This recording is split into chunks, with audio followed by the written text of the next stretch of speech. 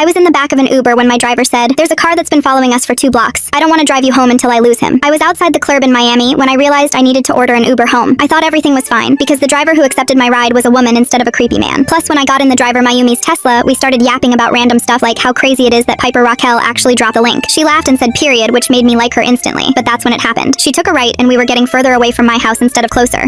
Where are we going? Do you see the black BMW behind us? She cut me off. I turned around and she continued, "He's been following us for 2 blocks. I don't want to bring you home until I lose him. Don't worry, I've done this before." "Oh my gosh," I whispered. I was so scared I could feel my coochie heartbeat. My hands were shaking. Mayumi stayed calm, and her voice was so relaxing it sounded like ASMR when she said, "It's okay, I'm gonna take some back streets and lose him. Just stay below the windows." I believed her. Why wouldn't I? She was a woman. She was protecting me. We turned down a narrow alley between 2 buildings, and I turned around to see if the black BMW was still following us. And when I saw that it wasn't, and that the coast was clear, I let out the biggest exhale of my life. Oh, thank goodness. I think we lost him. But Mayumi didn't slow down. She kept driving deeper into the alley. "I'm just making sure we actually did lose him," she said. Her voice was different now, less friendly. Something in my gut twisted, but I told myself I was being paranoid. She just saved me from a stalker. Why would I be scared of her? When she drove through the alley and we came out on the other side, my chest tightened with anxiety. There was nothing around. No clubs, no restaurants, no people. Just dark buildings with boarded up windows and streetlights that were either broken or flickering. "Where are we?" I asked. My voice came out shakier than I meant. "It's a shortcut," Mayumi said. She didn't look at me in the rearview mirror this time. I pulled out my phone to check the Uber app and my blood went cold. The app said the trip was completed, but we were still driving. Why would she end the ride if we weren't at my house yet? Unless she didn't want Uber tracking where she was actually taking me. I was about to text the police, but that's when my phone died. "You okay back there?" Mayumi asked. I looked up and caught her eyes in the rearview mirror. They weren't warm anymore. They were watching me, calculating. "I'm fine," I lied. "Just tired." She fake smiled like a flight attendant who hates the customers. I wanted to scream, but I couldn't, because now I was realizing the truth and it was making me sick to my stomach. There was never anyone following us. She made it up.